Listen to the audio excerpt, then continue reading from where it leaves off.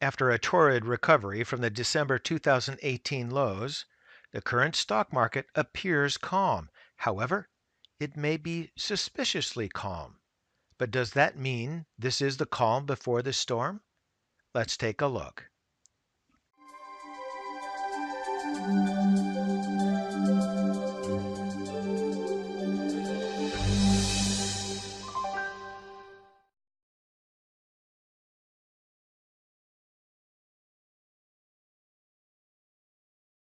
For most of the month of April, the S&P 500 has not risen or fallen more than 1% on any given day.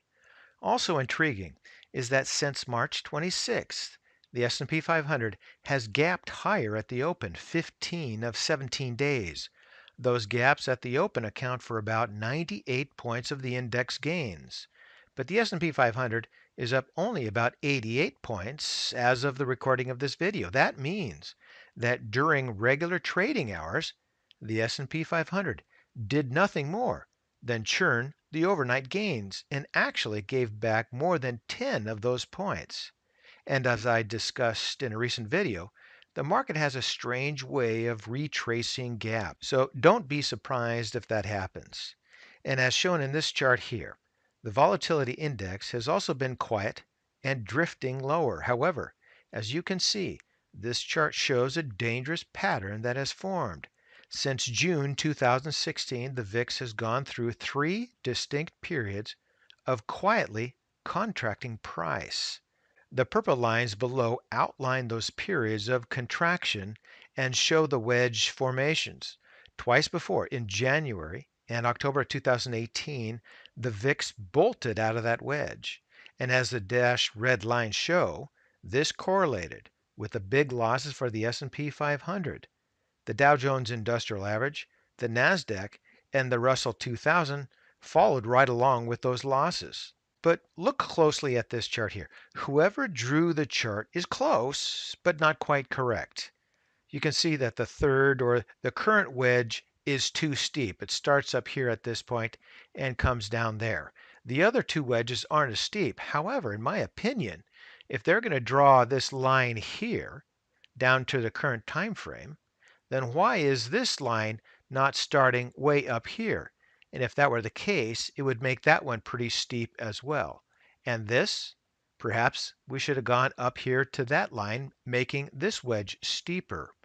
Now, in each case, if each wedge was steep, then there would be a week or two to go before things started to perk. And I think that's the same thing that will happen here with the current wedge. I think we have some time. So, in my humble opinion, we have more time than indicated by this chart. Also, you need to ask the question, does this mean that what happened the 2 times before is going to happen again? Well, not necessarily, but be careful of what you wish for.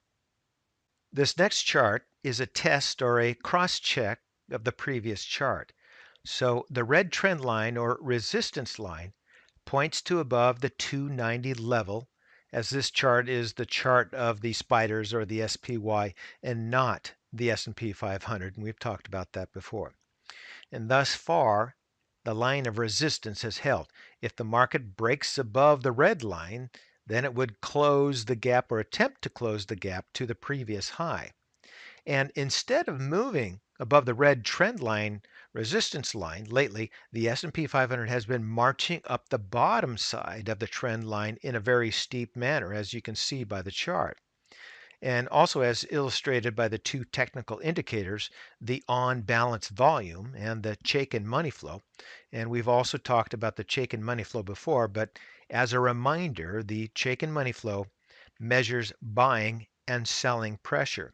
So in this chart, both of these oscillators show that the conviction behind the rally is fading, and the decline is enough to indicate a bearish divergence, similar to what was seen running up to the January 2018 and the October 2018 highs. Divergences won't necessarily sink markets right away, or at all for that matter. but they are cautionary flags that indicate negative possibilities. And in my mind, the possibilities have become probabilities. So these are negative probabilities, strong probabilities. And another cautionary flag is the overall declining volume that I've showed and discussed lightly in a few recent videos. In that vein, volume has also become fatigued and it's less than spectacular. So, to sum up these charts, oftentimes these resistance trend lines and wedges become a target for investors and traders. And however, once that target has been acquired, then there's much less of a reason for the markets to move higher. So it's a sort of subconscious formation. So be alert. And for today, that's ChewDog Charts. Thank you.